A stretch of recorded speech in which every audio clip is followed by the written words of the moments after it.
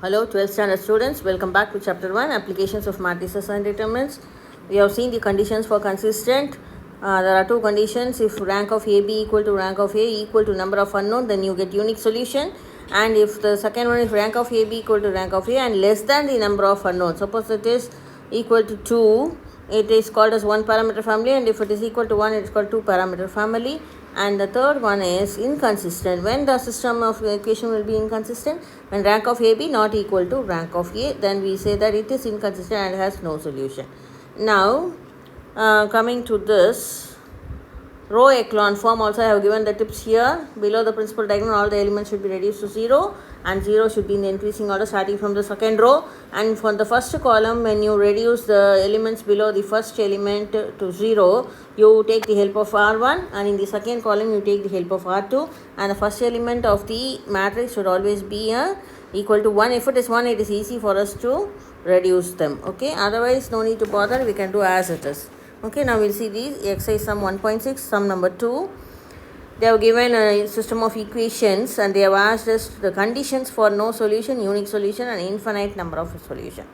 As you know, first we will go into no solution. So, I have written the three equations and then the coefficients as A into X, the unknown X, Y, Z, and this side the constant B. Okay, and then we have written the augmented matrix A comma B, that is the coefficient of A and the constant this side. First we are reducing the elements below this 1 to 0. So we are taking the help of R1. So R2 is reduced from R2 minus R1. Similarly R3 minus K into R1. So we get the reduced form, equivalent form. I have written it here. This is the equivalent form after reducing. Now the first column is over. Now we come to the second column. Below this 2k minus 2, we have to reduce this to 0. So you are going to just directly add R3 and R2. Okay, and then you get the factors as 2 minus k square. And this, when you reduce it to factors, you get it as 1 minus k and 2 plus k. Okay, and so here it is minus 2 minus k.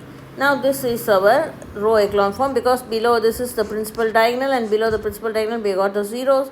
So this is going to be our row echelon form. Now we can start our conditions for the three given questions. Okay, the first one is going to be no solution. For no solution, we take the condition for rank of AB is not equal to rank of A.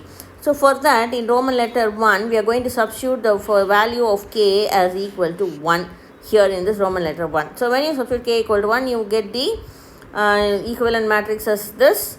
So here, if you see rank of AB, this side you get 3 non-zero rows, so it is 3. And whereas for rank of A, I have put for A this side the number of non-zero rows.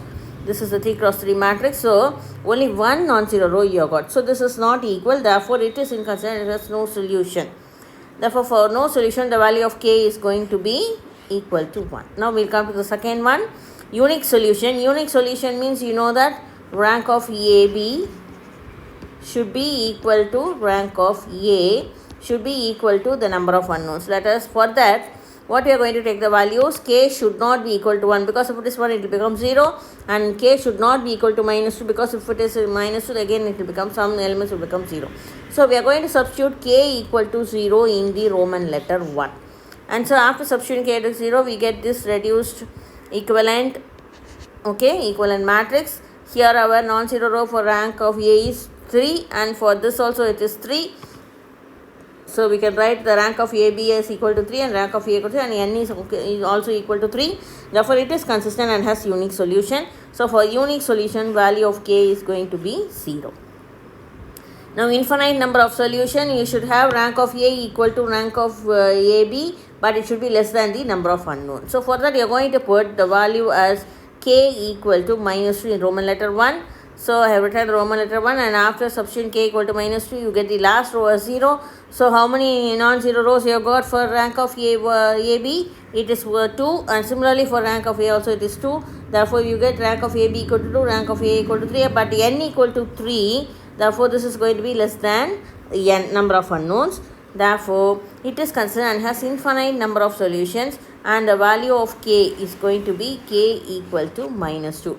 The same model you have got the example sum 1.34. So when you practice these two sums together, you will become more often how to do the sum, and it will make it easy, because when you repeat the steps often, it will make the problems very easy, and these are very interesting also.